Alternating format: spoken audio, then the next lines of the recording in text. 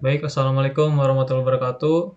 Kami dari kelompok 8 yang beranggotakan saya sendiri, Muhammad Kanza Rahman, lalu ada Faza Adriana Putra, dan juga ada Ferdinand Mahrus.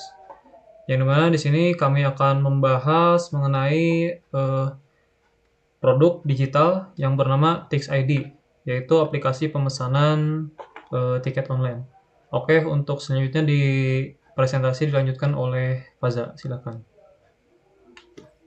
Oke, baik. Terima kasih atas kesempatannya. Jadi pertama-tama kita mulai analisis produk digital ini tuh dari deskripsi umum. Uh, untuk nama aplikasinya sendiri sudah dimention oleh Kansa yaitu Tix ID. Kemudian untuk fungsi aplikasinya tersendiri tuh Tix ID itu merupakan sebuah aplikasi digital berbasis web dan juga mobile yang digunakan untuk memesan tiket bioskop secara online di Indonesia.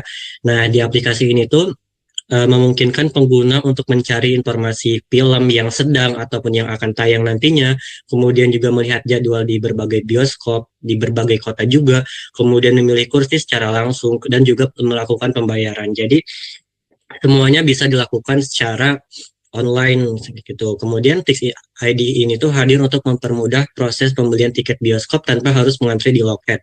Dan juga terdapat diskon-diskon yang memungkinkan pengguna untuk memesan secara online. Nah, kemudian untuk pengguna aplikasinya sendiri itu di sini ada customer yang menjadi pengguna utama aplikasi Tix ID yang memanfaatkan layanan untuk melakukan pemesanan tiket bioskop secara online.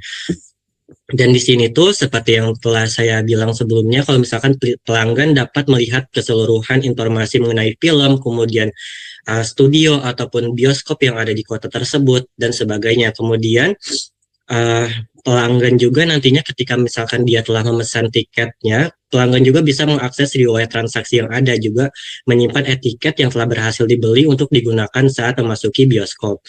Nah, kemudian Tix ID ini tuh fitur utamanya ada registrasi dan juga login di mana nantinya pengguna dapat membuat akun terlebih dahulu. Kemudian jika udah punya akunnya, pengguna bisa masuk ke dalam aplikasi menggunakan email dan juga nomor telepon yang telah didaftarkan sebelumnya untuk mengakses seluruh layanan aplikasi. Kemudian ada fitur pencarian dan informasi film di mana pengguna dapat melihat daftar film yang sedang tayang ataupun yang akan segera tayang beserta informasi lainnya seperti judul film, genre, durasi, sinopsis, rating usia dan juga trailer filmnya itu sendiri. Kemudian ada pemilihan bioskop dan juga jadwal tayang. Jadi pengguna dapat memilih lokasi bioskop, studionya dan juga jadwal penayangan yang akan mereka pilih sesuai preferensi mereka masing-masing gitu. Kemudian untuk pemilihan kursi, nanti itu di aplikasinya tuh akan menyediakan tampilan denah kursi dari studionya tersendiri sehingga pengguna dapat memilih kursi mana nih yang kira-kira cocok ya untuk pengguna pilih gitu untuk menonton film tersebut. Kemudian setelah membeli kursi, pengguna bisa memesan tiket dengan memesan satu atau lebih dari tiket berdasarkan jadwal dan kursi yang telah dipilih sebelumnya. Kemudian fitur lainnya ada fitur pembayaran digital. Jadi ketika nanti tiketnya telah dipesan, kita tuh bisa langsung melakukan pembayaran melalui aplikasi tersebut dengan berbagai metode pembayaran elektronik seperti dompet digital, mobile banking, virtual account, kartu debit, dan juga kris. Kemudian setelah pembayaran selesai dan juga terkonfirmasi, fitur lanjutannya ada etiket digital. Jadi pengguna dapat berhak menerima etiket digital yang berisi informasi pemesanan dan juga kode QR untuk proses verifikasi saat nantinya pengguna masuk ke studio bioskop. Nah, kemudian nantinya juga pengguna tuh bisa memantau riwayat transaksi mereka di aplikasi dan juga akan mendapatkan notifikasi dan juga promo-promo menarik di aplikasi tersebut sehingga aplikasi ini tuh sangat memudahkan pengguna untuk memesan tiket secara langsung karena tidak hanya menawarkan kemudahan tapi juga menawarkan promo yang menarik. Boleh dilanjutkan. Oke, untuk selanjutnya ini adalah bagian saya, yang dimana di sini menampilkan deskripsi produknya. Jadi mengenai deskripsi spesifik ini ada berbagai pilihan. Jadi yang pertama kita dimasukkan ke bagian pilihan lokasi. Yang dimana bagian ini kita diharuskan memilih lokasi tergantung dari si bioskopnya tersendiri. Misalnya kalau kita ada di Bandung, maka kita akan memilih lokasi kota Bandung. Ataupun ketika kita memilih di Bekasi, kita juga bisa memilih dengan Bekasi juga. Selanjutnya di sini ada yang kedua, yaitu dengan cara memilih film. Di mana input yang kita masukkan adalah sebuah pilihan film, bisa dari tanggal dan juga jamnya juga ya. Oke, di sini seperti yang sebelumnya, yaitu setelah kita memilih film, kita bisa dimasukkan ke pemilihan bagian tanggal dan juga jam untuk memilih jadwal penayangan film tersebut. Selanjutnya di sini ada bagian beli tiket, di mana kita diharuskan untuk menginput atau menekan tombol beli tiket yang akan diarahkan ke bagian memilih kursi ini. Jadi ketika setelah memilih kursi, misal kita pilihlah 3, itu input juga dan akan dilanjutkan ke bagian ringkasan order. Jadi pada ringkasan order ini kita harus memilih metode pembayaran seperti yang sebelumnya Faza jelaskan. Jadi di sini ada berbagai metode pembayaran, misalkan Dana atau Point Banking, ShopeePay dan juga QRIS ya. Setelah itu, ini untuk bagian data yang diprosesnya, yang dimana data yang diproses akan memvalidasi lokasi, film, dan juga jadwal yang dipilih sebelumnya. Lalu akan memeriksa ketersediaan kursi dan mengunci atau reservasi dari kursi sementara yang sudah dipilih tadi. Lalu akan menghitung total harga dan juga membuat data pemesanan dan memproses pembayaran sesuai metode pembayaran yang dipilih. Lalu untuk data yang di-retrieve atau yang diambil adalah yang pertama ada nama film, yang kedua ada lokasi bioskop, yang ketiga ada tanggal dan jam penayangan, yang keempat ada nomor studio, yang kelima ada nomor kursi, yang keenam ada jumlah tiket, dan seterusnya dari total harga sampai riwayat transaksi pengguna. Nah, ini untuk bagian PDM-nya atau Physical Data Model. Jadi yang pertama di sini ada entitas lokasi, yang dimana tabel ini menyimpan data kota atau wilayah tempat bioskop berada. Jadi setiap lokasi ini memiliki satu ID lokasi sebagai primary key dan juga nama kota. Lalu hubungannya itu satu lokasi dapat memiliki banyak bioskop, sedangkan untuk satu bioskop hanya berada pada satu lokasi. Lalu di sini ada bagian 2, yaitu tabel Cinemas, yang dimana tabel ini dapat menyimpan informasi mengenai bioskop seperti XS1 Siwok ataupun CGP Paris Panjapa. Jadi setiap bioskop ini memiliki foreign key berupa ID lokasi dan juga yang menghubungkannya dengan tabel lokasis ya. Jadi relasinya itu adalah satu bioskop memiliki banyak studio. Lalu yang ketiga di sini bagian studios. Yang tabel studios ini merupakan ruangan tempat film diputar, misalnya studio 1, studio 2 atau IMAX. Jadi setiap studio berada pada satu bioskop melalui ID Cinema sebagai foreign key. Lalu memiliki atribut kapasitas kursi. Jadi satu studio itu dapat memiliki banyak kursi dan juga banyak jadwal penayangan. Lalu yang keempat di sini ada tabel kursi, yang dimana tabel ini menyimpan seluruh data kursi yang ada pada setiap studio. Misalnya ada A1, A2, A3 atau B1 dan seterusnya sampai F dan lain-lain gitu.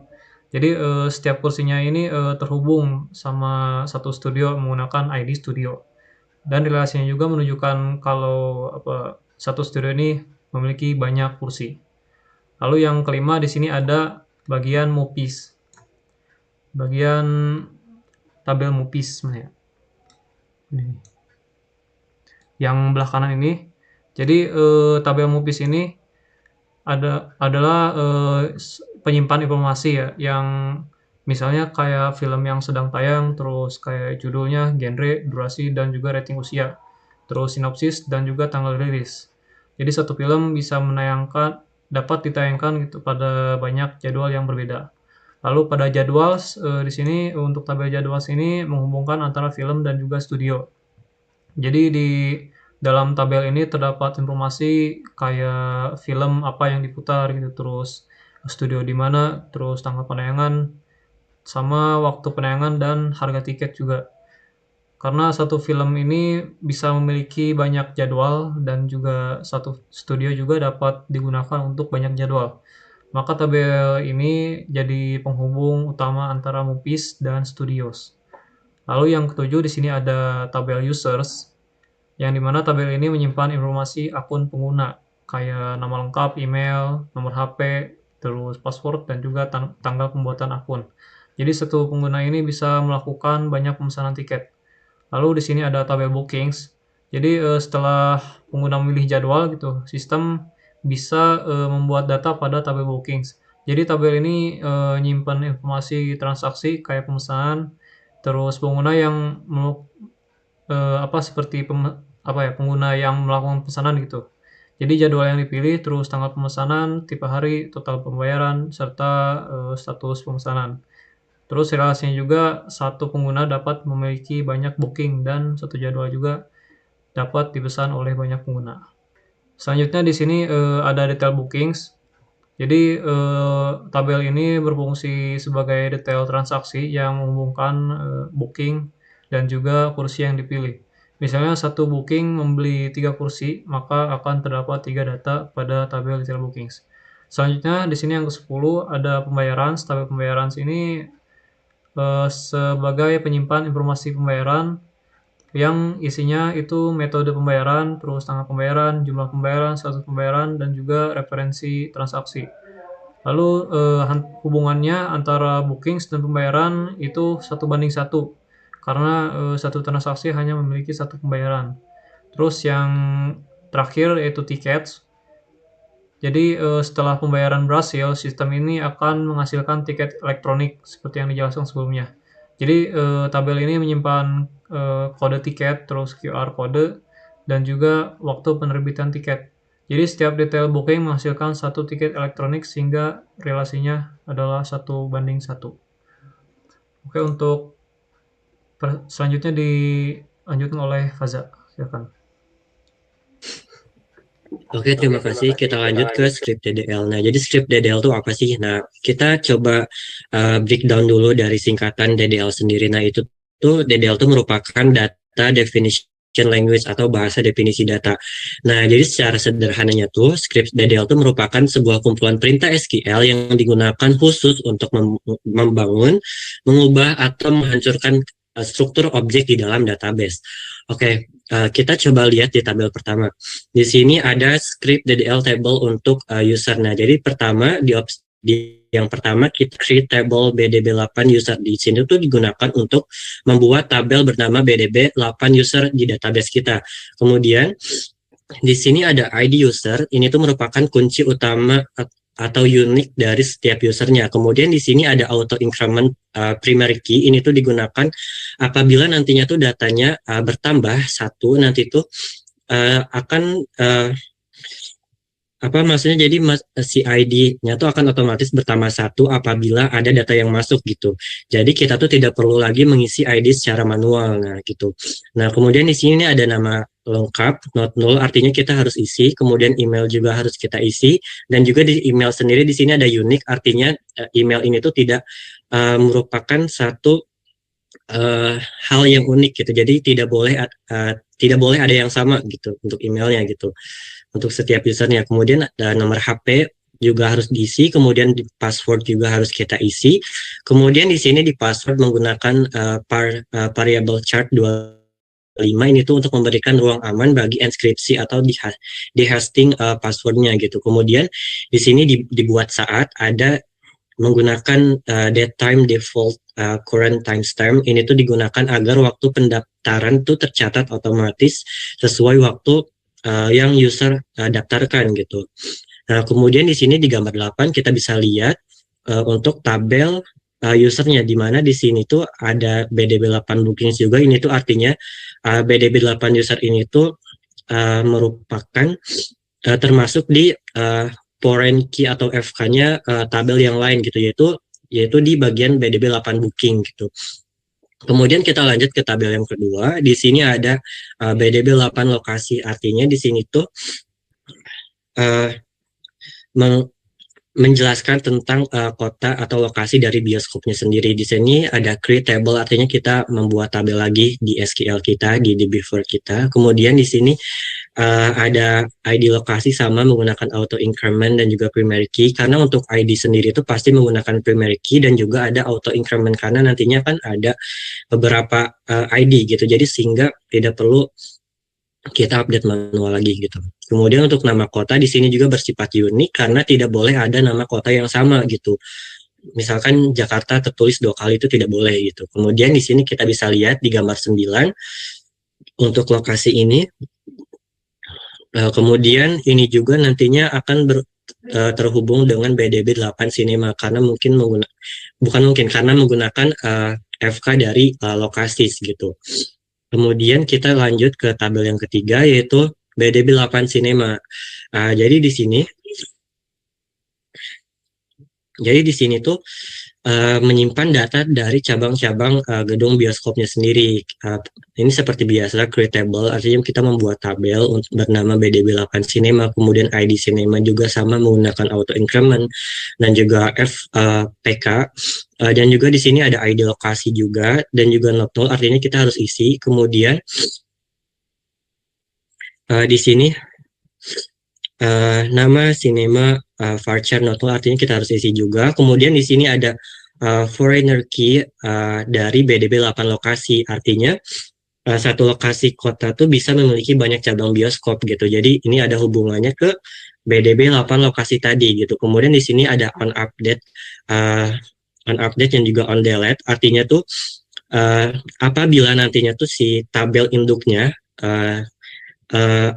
update, artinya nanti tuh si tabel yang cabang tuh akan terupdate juga gitu. Kemudian untuk on delete ini tuh artinya si data induk atau tabel induknya tuh kita tidak boleh hapus gitu.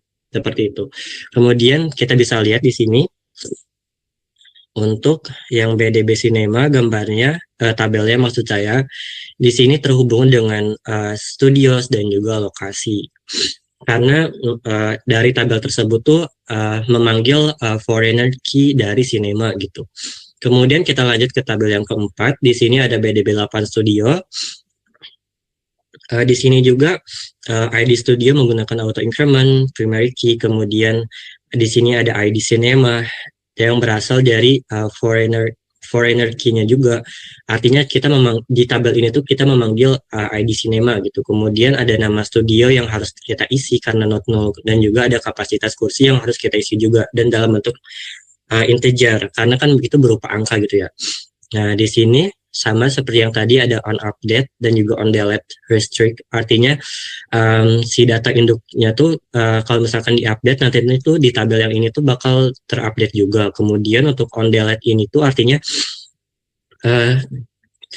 si data induk tuh tidak boleh dihapus gitu karena kan digunakan di tabel yang ini gitu.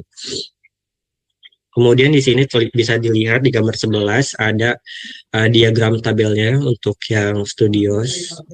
Kemudian kita lanjut ke tabel yang kelima yaitu movies. Sebentar.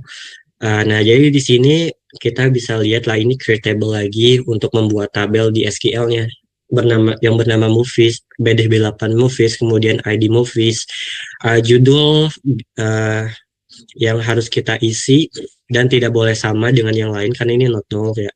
Kemudian genre, kemudian durasi menit juga not null, kemudian rating usia dan juga sinopsis. Untuk sinopsis ini kan nantinya tuh biasanya panjang ya, jadinya dalam bentuk teks. Kemudian di sini ada tanggal rilis dalam bentuk waktu. Nah, kemudian kita bisa lihat di sini untuk diagramnya. Bisa dilihat kalau misalkan movies ini tuh dipanggil di FK movies ini tuh merupakan foreigner key di tabel jadwal gitu. Artinya BDB 8 movies ini tuh dipanggil di BDB 8 jadwal gitu. Kemudian kita lanjut ke tabel yang ke-6. Di sini ada BDB 8 jadwal. Kita bisa lihat di sini ada ID jadwal seperti yang sebelumnya, ID movies yang harus diisi, ID studio, tanggal, waktu, dan juga harga tiket di sini dalam bentuk desimal karena kan biasanya mungkin ada diskon dan sebagainya sehingga tidak memungkinkan apabila menggunakan integer gitu. Kemudian di sini di tabel ini ada foreigner key-nya tuh ada BDB 8 Movies dan juga BDB 8 Studios gitu. Dan juga ini sama-sama menggunakan on update dan juga on delete restrict. Dan juga di sini kita bisa lihat untuk BDB 8 jadwal diagramnya seperti ini. Artinya di sini juga ada yang ada yang tabelnya dipanggil oleh jadwal, ada juga yang BDB 8 jadwal ini tuh dipanggil oleh tabel yang lain gitu. Kemudian kita lihat selanjutnya ada BDB 8 kursis. Di sini kita bisa lihat di sini ada foreigner key bersama BDB 8 studio. Artinya satu studio berisi banyak kursi gitu kan. Dan ini tuh uh, on update dan juga on delete seperti yang sebelumnya.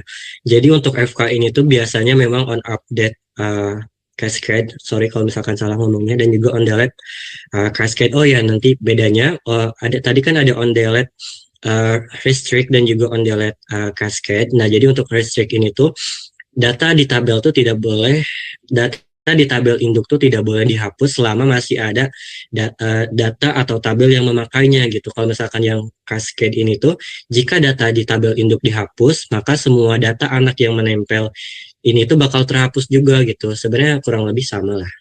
Cuma seperti itu. Kalau ada yang salah boleh ditambahin. Selanjutnya di sini ada script DDL BDB 8 bookings. Nah, jadi di sini sama juga kita harus buat tabelnya dulu. Kemudian di sini bisa kita lihat ada foreigner key bersama user dan juga foreigner key bersama jadwal.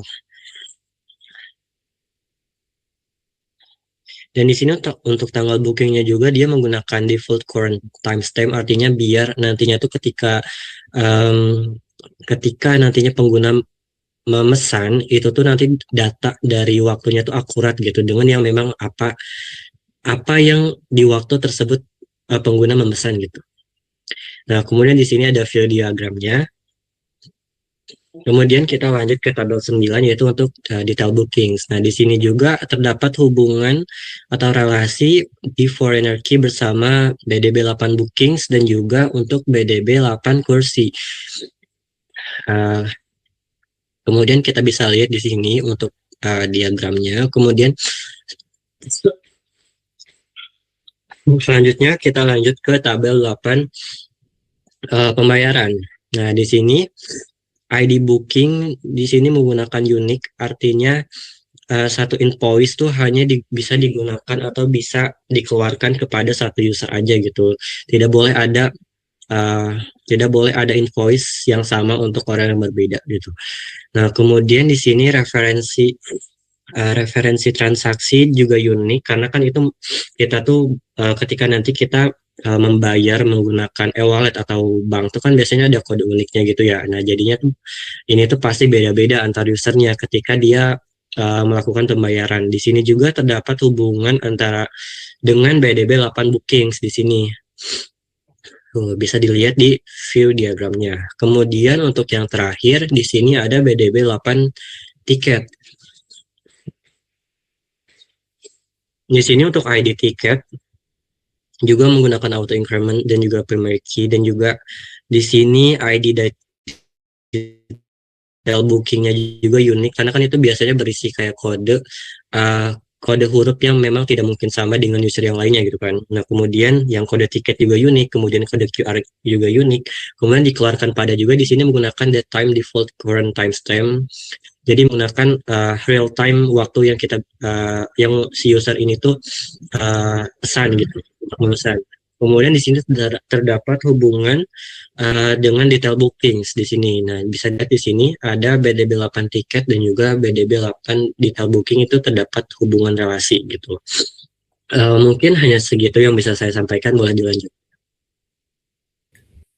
Oke, terima kasih. Selanjutnya saya akan menjelaskan tentang script insert data dummy. Untuk insert tentu aja kalau kita mau masukin data di tabel-tabel ini, itu nggak boleh sembarangan. Jadi kita harus berurutan, dimulai dari tabel-tabel yang nggak punya FK ke tabel lain atau nggak punya hubungan ke tabel lain. Jadi yang independen lah. Seperti di sini kita masukin dulu tabel users, locations, dan movies.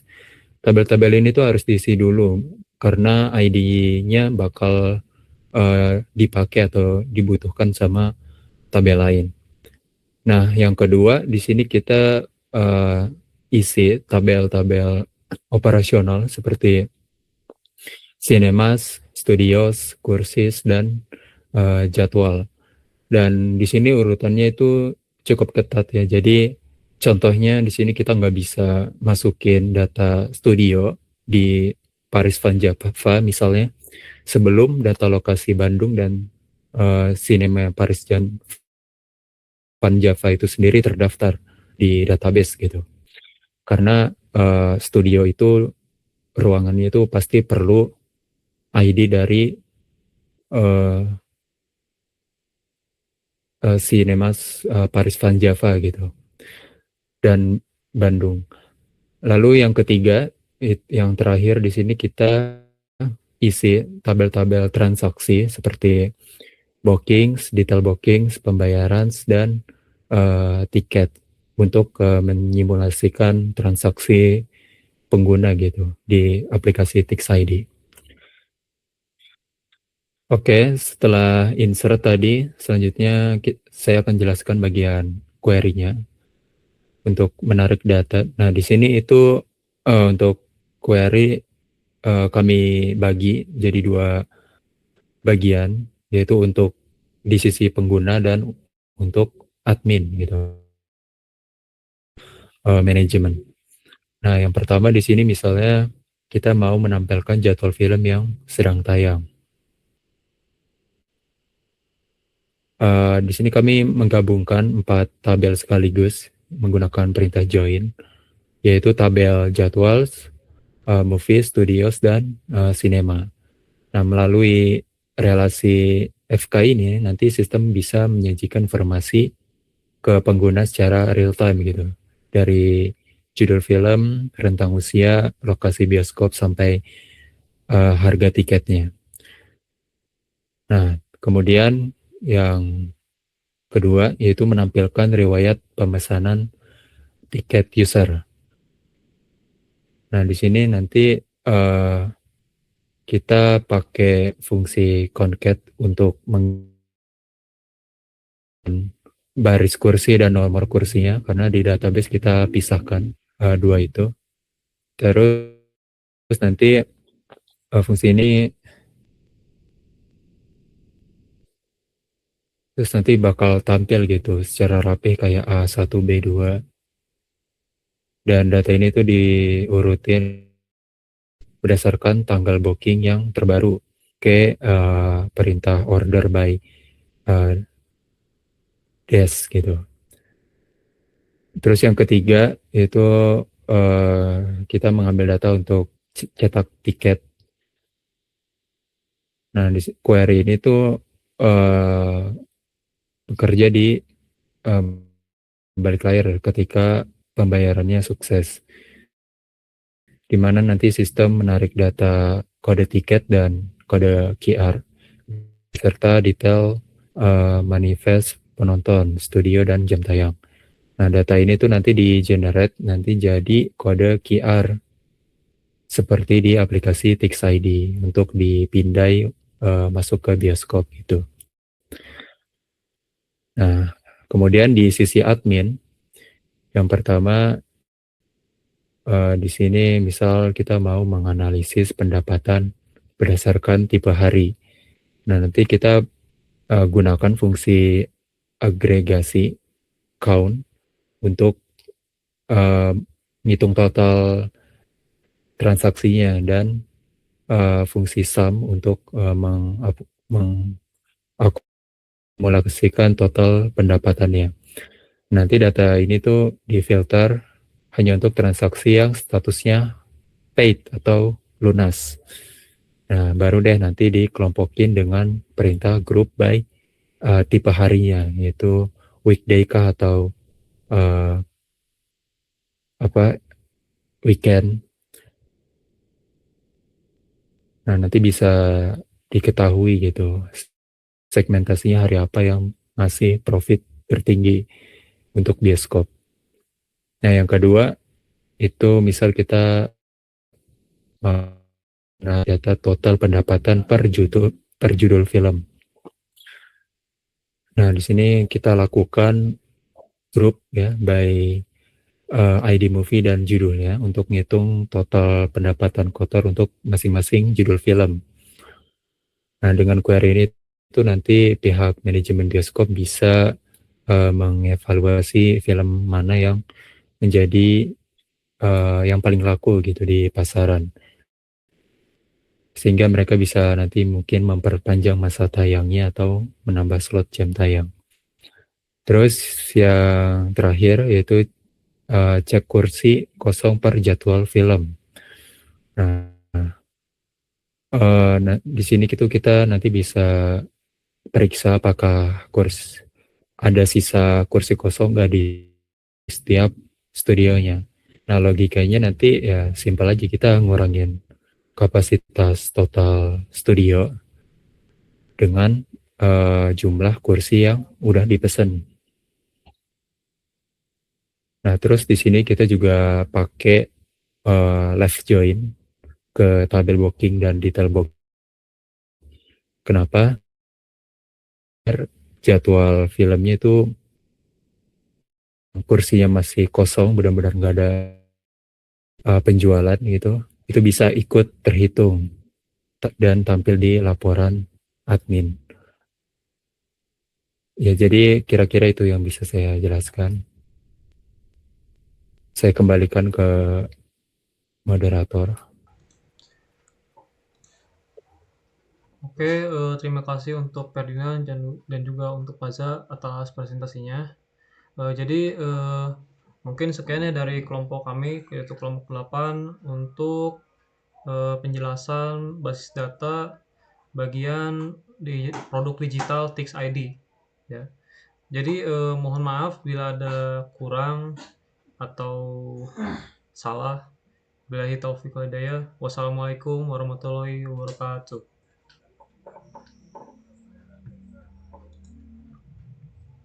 Sip, udah. Ya.